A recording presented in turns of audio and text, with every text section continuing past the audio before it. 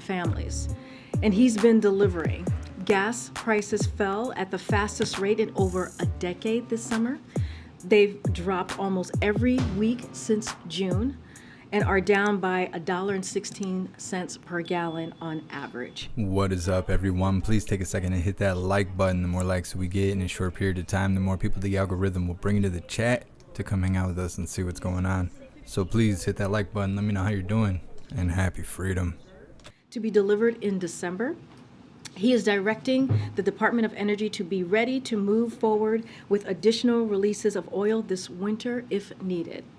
And he announced that the administration intends to repurchase oil for the SPR when prices are around $70 per gallon. He's also calling on oil and gas companies to pass on their savings to consumers at the pump.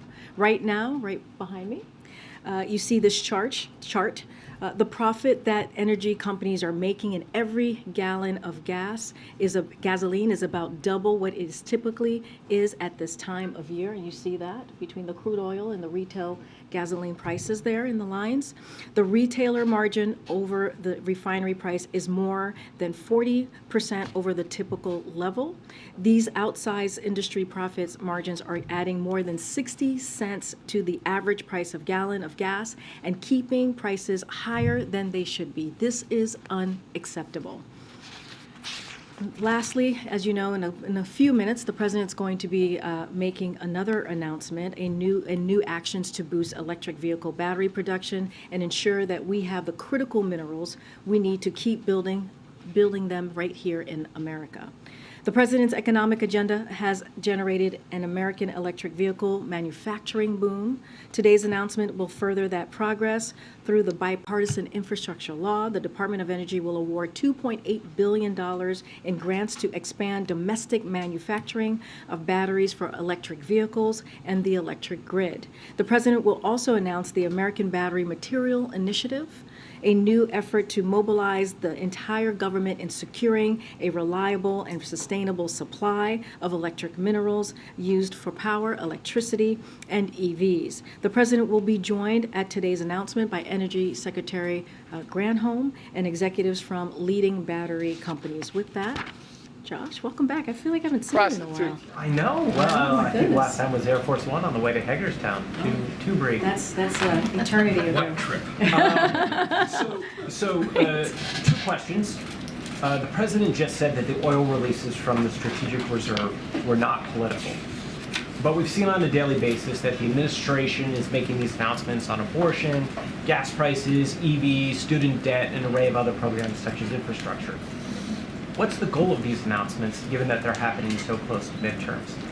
Look, and the president was asked specifically that question on the gas prices in our announcement today, and he was very clear. He said, if you've watched him these last several months, these last 4 months, I believe that what he said, he's been working every day to lower gas prices for the American people, especially after we saw Putin's brutal war in Ukraine, which led to Putin's price hike, as we have seen in the last several months. So he has made it very clear. He wanted to make sure that we lower the prices for the American people. We've seen independent analysts have said the actions that this president took, this historic action that the president took, has worked, and so he's going to continue to deliver. And when you're asking me about the abortion in Roe was decided in June, and because that happened, and the president understanding what that would mean for millions of women across the country, he took action. He took executive action. He's going to continue to speak to it, and he has been very clear that in order to actually codify Roe, the American people have to make their voices heard. And so the president is not going to shy away from delivering for the American people. He's not going to shy away from a record that you all have seen for the past 20 months. That is just that, an economic policy, economic plans, economic legislation, and now laws that is working for the middle class. Gotcha. And then on the announcement today, a year ago, the president said after the G20 that $3.35 a gallon hurt families. When he took office, gas was $2.40 a gallon. What does the administration think is a reasonable price for gasoline such that it could end withdrawals and kind of allow the reserves to replenish? So, first of all, he's taking this action. We know that gas prices are going down, but they're still too high.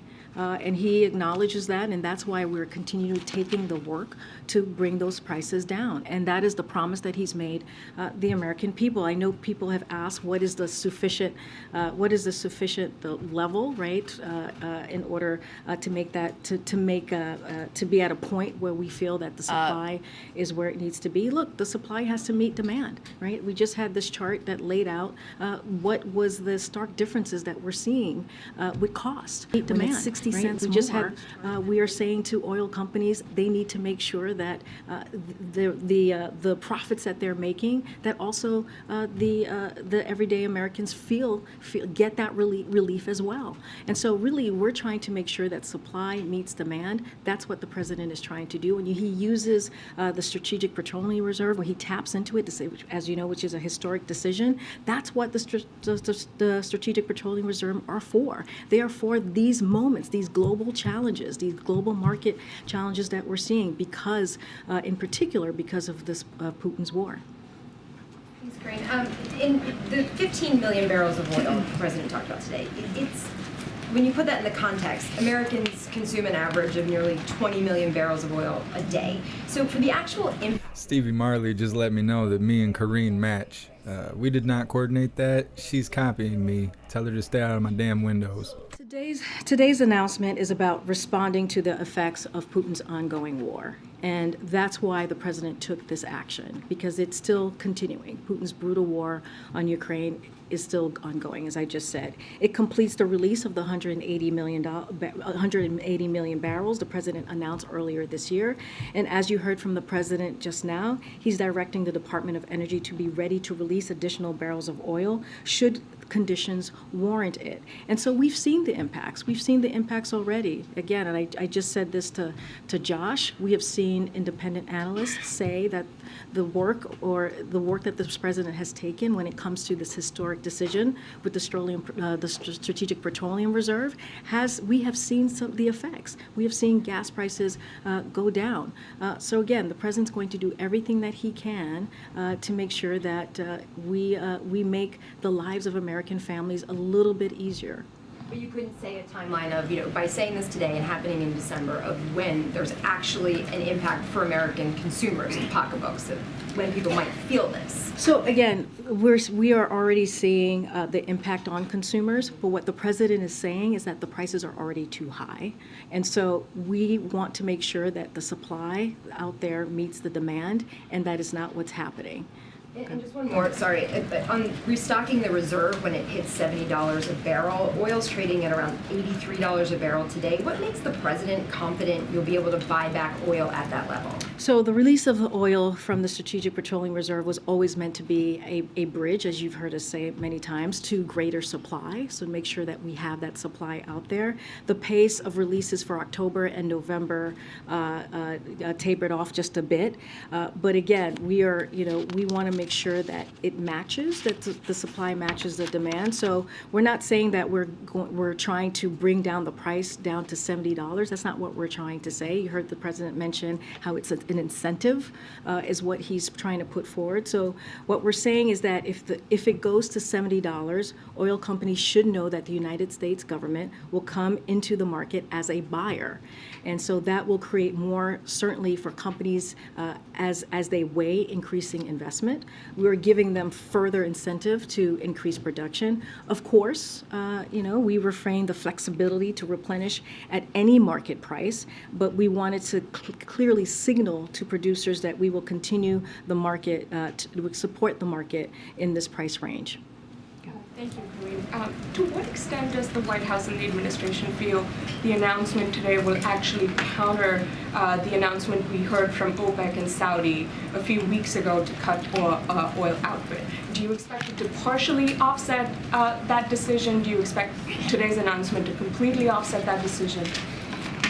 So, look, what we're trying to do, and we have said this many times, is prices are too high, and we're trying to make sure that we lower those prices for gas, the gas prices, even though we have taken these actions these past several months with the Strategic Petroleum Reserve. Again, with Putin's ongoing war, the president wanted to make sure that he completed the 180 million barrels the president announced earlier this year. And also, as you know, as he also said, the Department of Energy is going to take actions as well. Look, it is very important that the president, he feels, gives American families a little bit more breathing room and keeps... Old man Walter's supposed to be speaking in like 30 minutes, so we'll probably just go from this right into that without ending the live. Gas prices for the American people. Would you describe today's action as a counter to the decision from OPEC and Saudi? I would describe the president's actions today as a continuation of his promise to the American families to bring gas prices down. He feels that they're still too high, even though we have seen them come down for 98 consecutive days, which is a historic decline that we have not seen in over a decade. And so this is, again, a continuation to his promise to the American people. Follow up on the reserve refill that the president spoke about at $70. How long does the administration expect that to take? I mean, any internal estimates, especially because there is a price gap of $70 now set. Are there any internal estimates on the timing that you expect this to take? I don't have a timeline for you at this time. Look, the president, as he said in his remarks, that he sees this as an incentive for oil companies. Just on the president's message to oil companies today that they need to not prioritize profits at a moment when Americans are going through such a hard time. Just curious whether he has recently spoken directly to any oil company executives to deliver that message. Well, it's a good question. I don't have any calls to read out to you, but you know, I think when the president speaks at the podium and makes those comments, which he has made many times, that is speaking directly to the oil companies. I'm pretty sure that they are listening and that they are hearing the president directly. Just on the Pittsburgh event tomorrow and the grants that are being officially announced on the ground tomorrow, can you give us a sense of how these 12 states were chosen? Were there other states that applied? You know, what was sort of the criteria used to choose these 12 states? So I'll get the team to provide you with what the criteria were in selecting the 12 states. Don't have anything to share at this time. I'm sure the president will also share more tomorrow in Pittsburgh. And do you know if John Fetterman will be at the earlier Pittsburgh event? We'll share more of who's going to be attending, as we always do, the various events when the president travels. I don't have anything for you right now at this time, but as you know, John Fetterman will be with the president tomorrow. Just to follow up on the gas thing, and Why does she keep making those weird faces? when you say now that the petroleum reserve is here for this reason, how long is this going to... No, Peter's there. The oil industry, should Americans presume that the reserve will be tapped for the duration of the Russia-Ukraine war? So or until it hits a certain price point? First, let me say a couple of things because I think it's important for the American people to know. The Strategic Petroleum Reserve remains the largest strategic reserve in the world. There are more than 400 million barrels of oil in the reserve. So I want to make sure that folks understand that. And to my It's not going to stay that way. Petroleum Reserve was created for this time, for a moment just like this, when there is a supply disruption has been caused by Putin's war. This is why the reserve exists. I mean, we have been very clear. I don't have anything more to announce beyond the December extension that the president announced, beyond the 180 million barrels of oil that we have announced very much earlier this year. And if we have, we're going to continue to monitor and take a very close look of what's happening in the next several days and the next several months. And when we have more to announce, certainly the president will do that. I'm going to ask you, there was a lawsuit filed today in a federal court in San Francisco against the Biden administration, actually against the president and the National Archives for continuing to hold up the release of 16,000 documents related to the assassination of John F. Kennedy, alleging that the president's dragging his feet on the release. He signed a memo saying that they're supposed to be released in December this year. Any response to the lawsuit, and does the president still plan to allow the release of those documents? So, as you know, we don't respond to lawsuits from here. It is not my place to do so. I can get more information on the documents for you to see where it is in the process, but I won't be responding to a lawsuit from here. Trying to hold up. I'm not aware of that. Again, I would have to check in with the team to see where we are in that process. Curious if the president himself has ever asked to see them. Again, I don't have anything to share on the specific documents. I would have to check in with the And team. he's doing this visit to Pennsylvania tomorrow, making one campaign stop. We heard again today that former President Obama is headed to Nevada now in November, in addition to the stops he's making next week for Democratic candidates. There was no update on the president's political schedule yesterday and the day before. Any chance there's an update today? We don't have anything to share with you on the president's travel, and we will be sure to share any upcoming trips that the president may have in the upcoming days and weeks. Still in the works. Again, I just don't have anything to preview at this time. We announced, as you know, he's going to go to Florida on November 1st, and if there are any other trips, you will hear from us, Ed. I promise you. I promise you. Go ahead. How seriously is the administration considering a ban on U.S. petroleum products? So everything is on the table.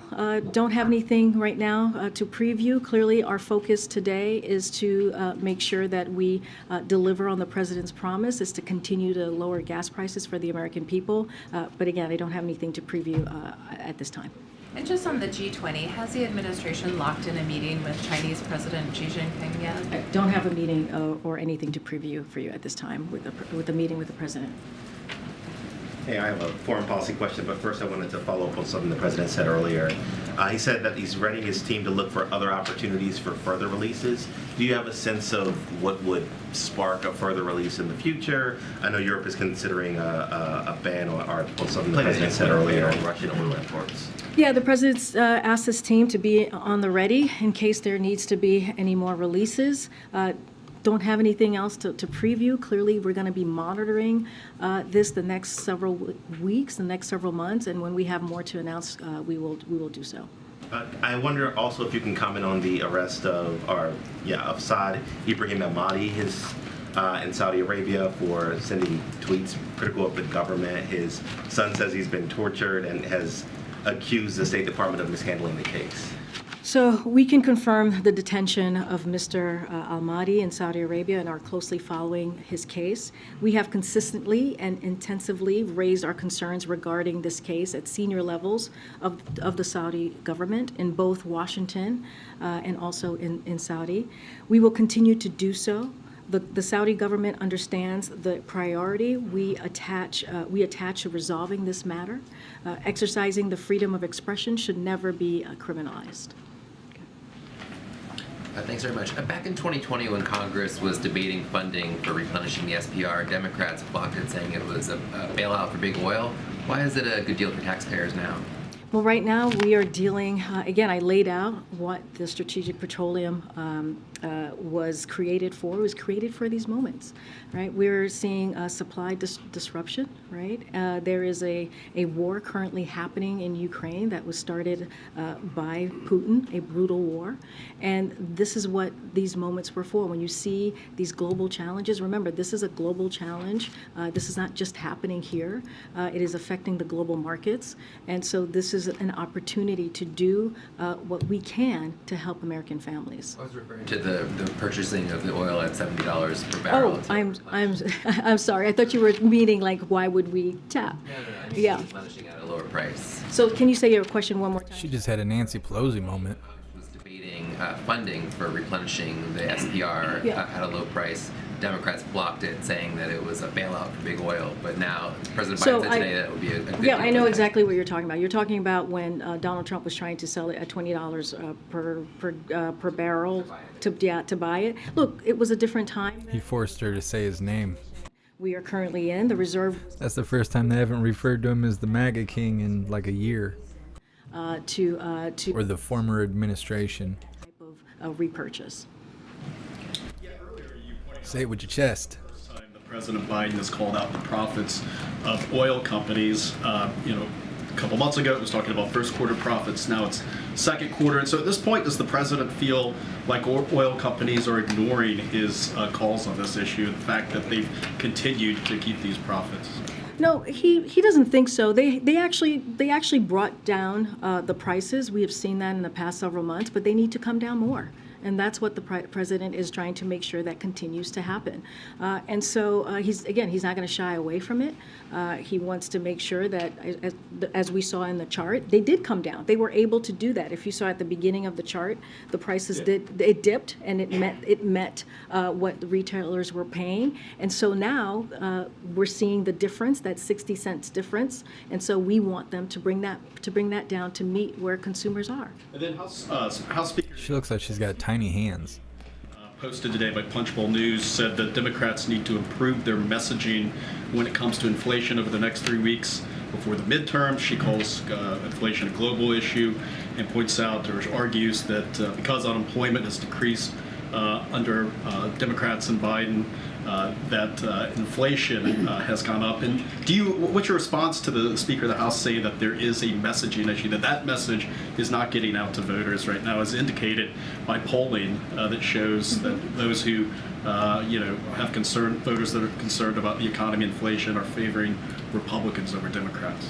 So first, let me just say, got to be mindful because of the Hatch Act on when I speak about, I cannot speak. No, I'm going to get there. Give me a second. I have to lay this out, right? It is my prerogative to say I don't want to make sure that I adhere to the Hatch Act, so I got to put that out there. As it relates to messaging, look, we have always been very clear. The president has always been very clear. We understand. I know you were talking about polls and what the American people are feeling. We understand what they're feeling. We understand that they are feeling a bit of a crunch because of cost, because of inflation, and that's why the president is doing what he's doing today. That's why he's making it very clear that he's taking extra actions to bring down the cost, continue to bring down the cost of gasoline. You heard me talk about hearing aids. 30 million Americans are going to see now lower costs in purchasing hearing aids. When you think about the Inflation Reduction Act, it's going to lower costs. When you think about health care, when you think about Lower the cost of food. that this president I don't quite need hearing aids yet. with congressional Democrats, and we're going to continue to speak to that. But we get it. We get that Americans right now are. You guys keep killing me about how me and shithead here match. I'm telling you, it's because she's stalking me. This was not coordinated. They don't want to give the healthcare cost. They won't bring down healthcare costs. They don't want to bring down energy costs. If anything, they want to increase what Americans are paying with healthcare and with energy. And that's their plan. Their plan is to get rid of Medicare. Their plan is to get rid of Social Security. And our plan is to make sure that we are protecting American families, that we are lowering costs, and we're going to continue to push that message and make sure that the American people hear directly from us. Thank you, Corinne. The football soccer World Cup starts in a month in Qatar. How does the White House feel about the many reports of human rights abuses in that country, particularly in the preparation for this World Cup? And also, from what level of government will somebody be sent there as a representative? So your last question first. We're still determining who will lead and join an official U.S. delegation to the World Cup. We look forward to this important event. And of course, we will be cheering on Team USA from the White House. As you've heard from the president, he has said this directly himself. He will always and will continue to call out any human rights abuses. That is something that he never shies away from, whether it is a leader to leader or whether it is speaking about it outright. And so that will be something that he will continue to do. You wouldn't call it out in the sense of sending them a message by not sending a delegation, or to watch sitting in one of these stadiums where supposedly people were horribly mistreated. I hear you. I answered the question as to he's going to, this is an important event, and we're going to be cheering on the team, Team USA.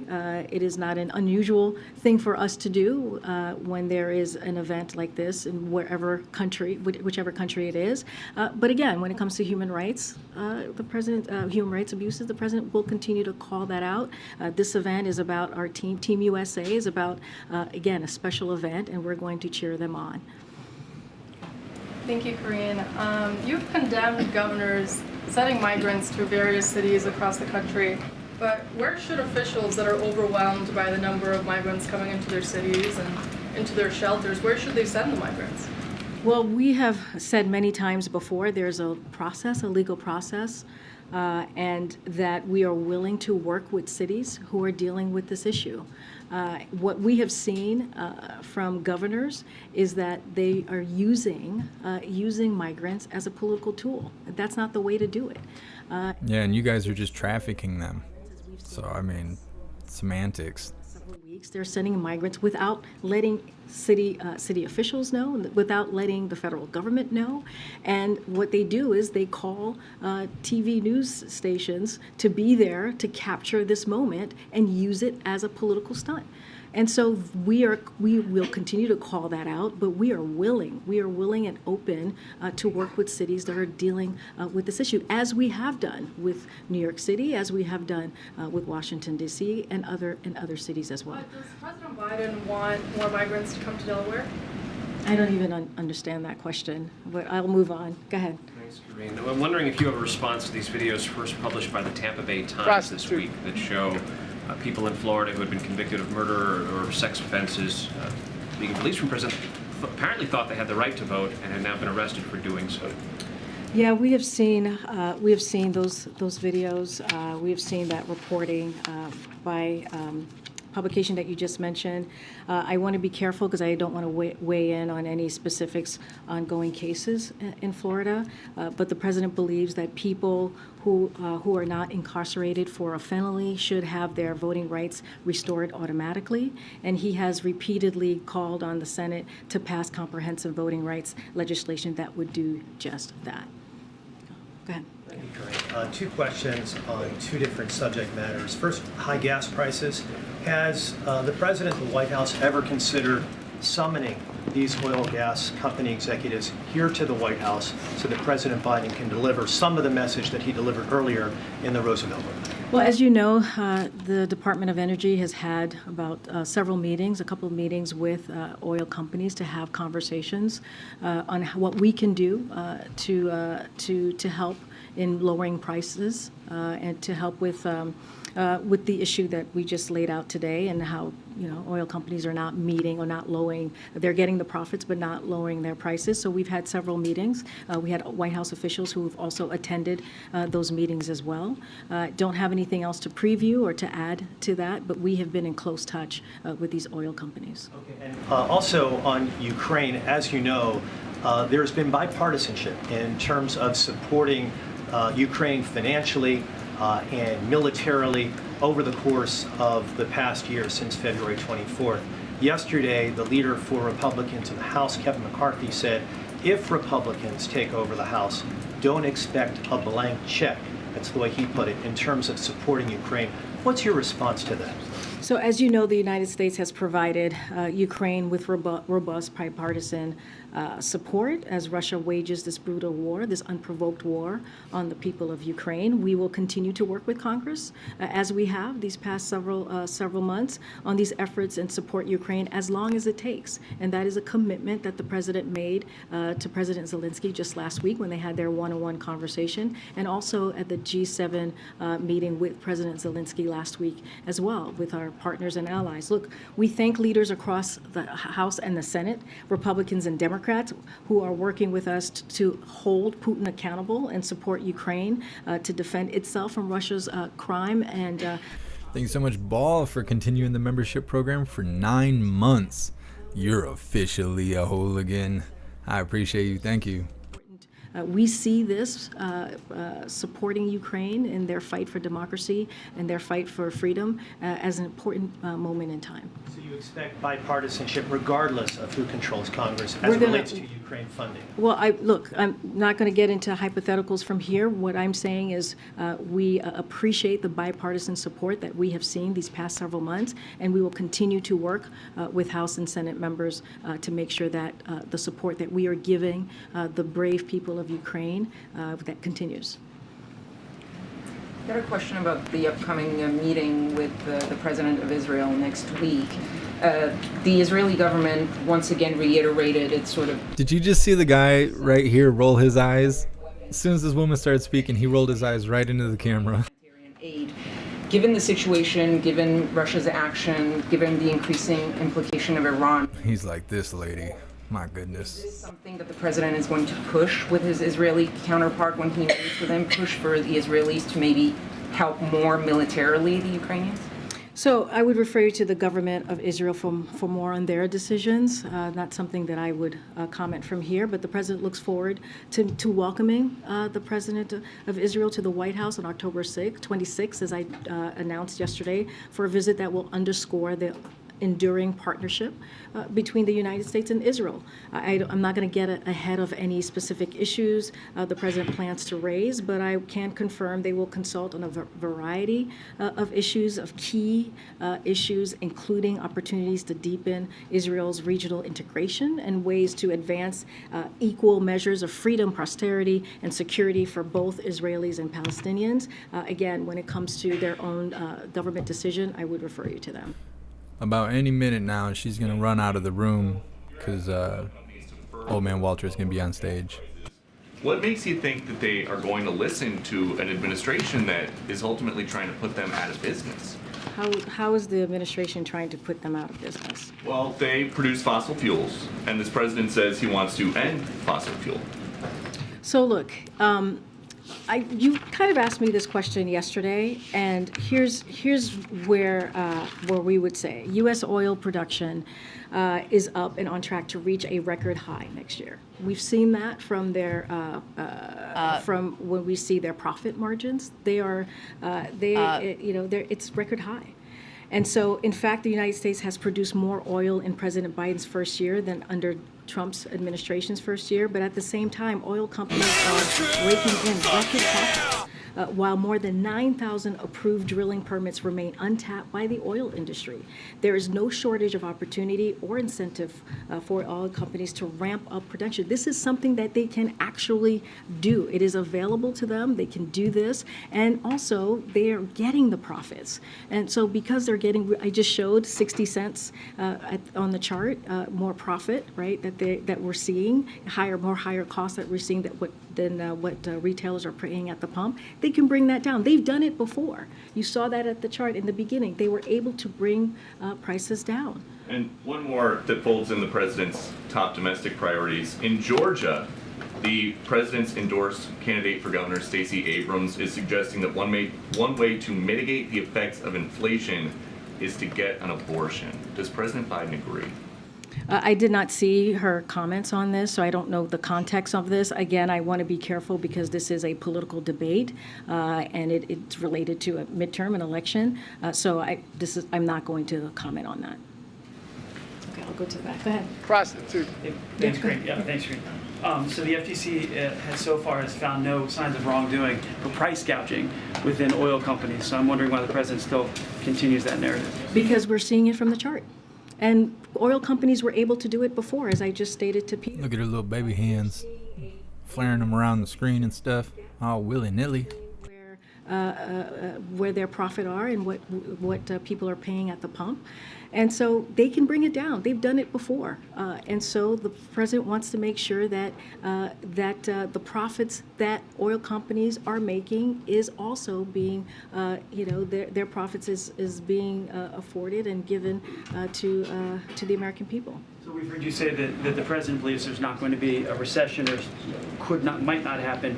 But a growing number of business folks who are outside this building, Jeff Bezos yesterday joining Jamie Dimon, Goldman Sachs CEO, why are they wrong then? So, look, the president has said this, and I'm going to say this here as well. What he wants the American people to know is because of the resilience of the economy and because of our economic plan, we are in a better place to deal with these global challenges, to deal with global inflation than any other global major company, major country in the world. And we are in a stronger position to navigate through these global challenges. We see jobs are up. We created 10 million jobs. We see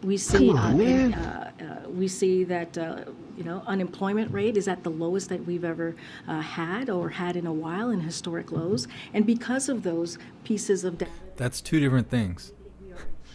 Unemployment is as low as we've ever had, or it's low. That's it's not the same thing. And so, look, again, the president was very clear. If she just mumbles long enough, we'll all forget what the question was. Because of those data points that I just laid out. Thank you, Corinne. A couple of summit questions and then one on Iran, if I may. The first one is on the G20. Can you speak about what the president is trying to do in terms of rallying support for Ukraine in that forum? And on that note, can you confirm reporting that the White House is trying to ensure that President Biden does not bump into President Putin should he attend the summit? We still don't know whether he's attending the summit or not. That's my first question on the summit. Those reports are not correct. They're not true.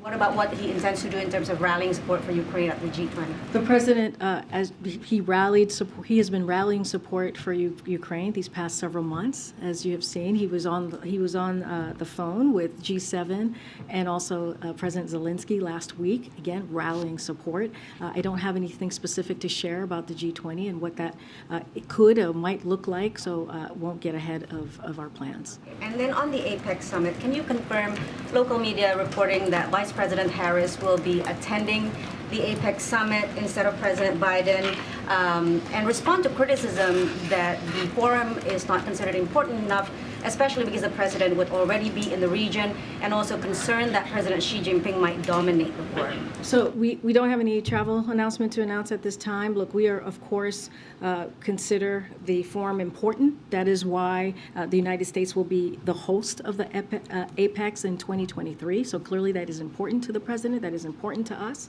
It is a top priority for the Biden-Harris administration to serve as a strong, reliable partner to APEC economies and identify common ways to replenish, to unleash economic opportunity, prosperity, and growth for us all. So again, this is important to the president, but I don't have anything to announce as far as any travel. Thank you. And then one last one on Iran.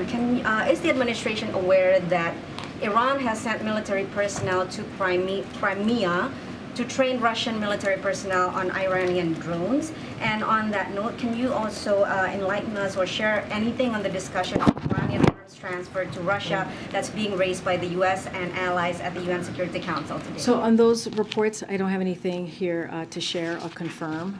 Look, we have said for months that Russia had plans to turn to Iran, and that is what we're seeing for support.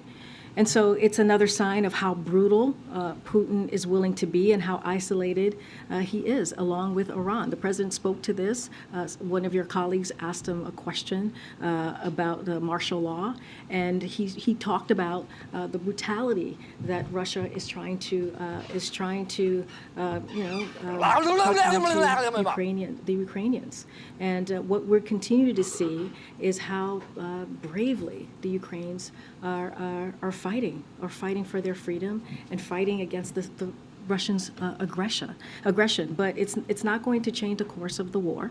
We are going to continue to support Ukraine and continue to provide them with security assistance as long as it takes, because we understand how important it is for them to fight for their sovereignty, how important it is for them to fight for their democracy. The U.S. Census Bureau said recently that adults in roughly 1/3 of households with infant children that use formula had trouble finding it. Obviously, the administration has taken a number of steps over the last several months to try to address this shortage. Why is the shortage still ongoing after so much time, and what more can be done?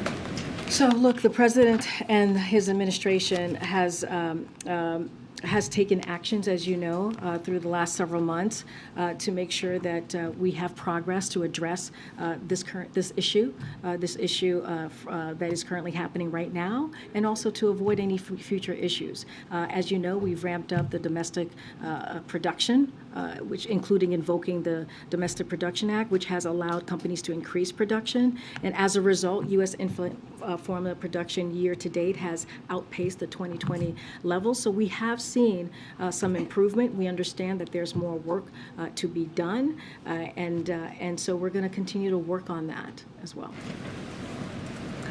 Thanks. A couple questions on gas prices. The first is, when the president announced his initial round of actions back in March, he said that that directly would contribute to a 10 to 35 cent per gallon decrease in gas prices.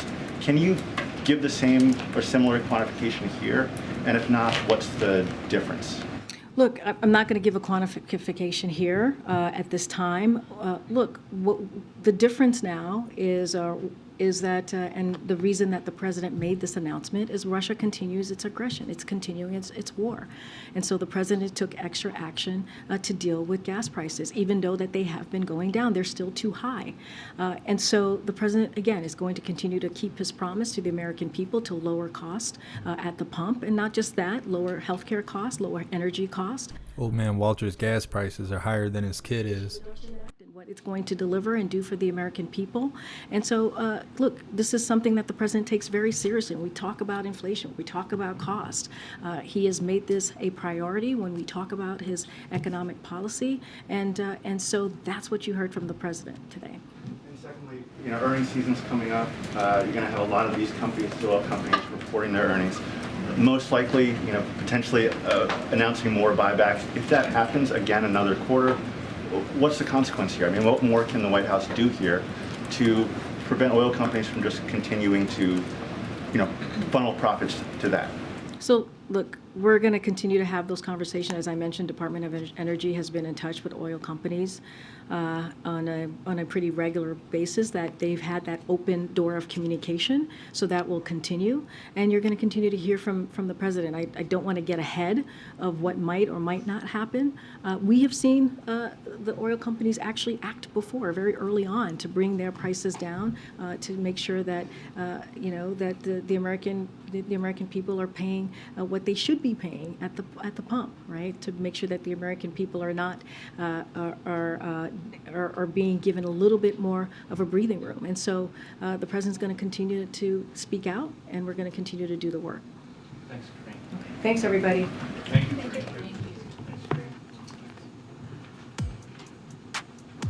Prostitute. All right, hooligans. Well, old man Walter is supposed to be on. I don't know what this buffering is. Hold on a second.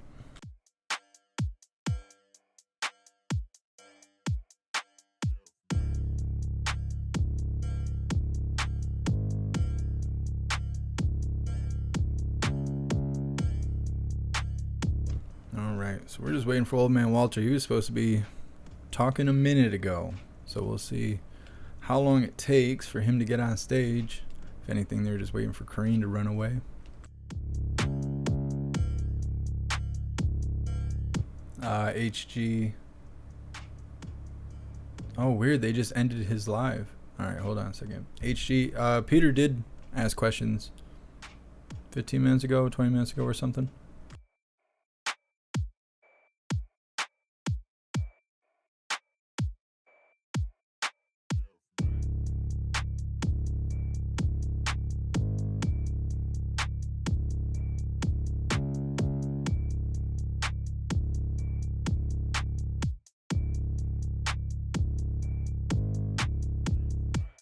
Weird, they ended his live and they did not reschedule a new one. Maybe they just told him to go home and try again tomorrow. I don't know. Let's do the Pledge of Allegiance.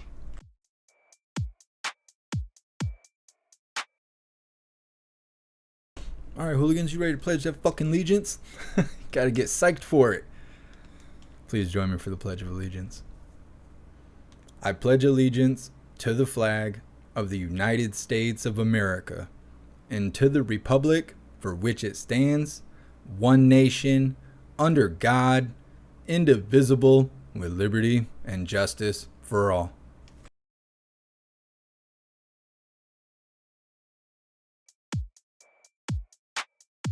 Guys, don't get all bent out of shape. It's okay to be excited about pledging allegiance. There's kids out there that don't even know what the Pledge of Allegiance is. We can't let that happen. That's how socialism shows up. And right behind socialism is communism. Cannot have that. Cannot have that. Keep the American dream alive, people. Got to. It's our job. Being grown-ass, independent thinkers. Got to keep the dream alive. I appreciate you guys. I don't know what's going on with old man Walter. If he goes live, we'll see what we can do about going live. Maybe we'll even do a watch party if it ends up being a total dumpster fire. I don't know. But either way, I appreciate you guys being here for the Line and Crime from the White House. And big shout out to everyone that made donations during the membership program or purchased any merch. Would not be able to do this without you. So thank you guys so much for being here. I don't really have any other updates. Still working on the website, trying to get everything done. Got to a pretty good point. I think that probably not too much longer, within the month, within the next 30 days, the website should be up and functioning to a certain degree. And then I got a bunch of exciting updates and stuff we're going to release, and we're going to be able to do everything. It's going to be grand. Can't wait to show all of you guys.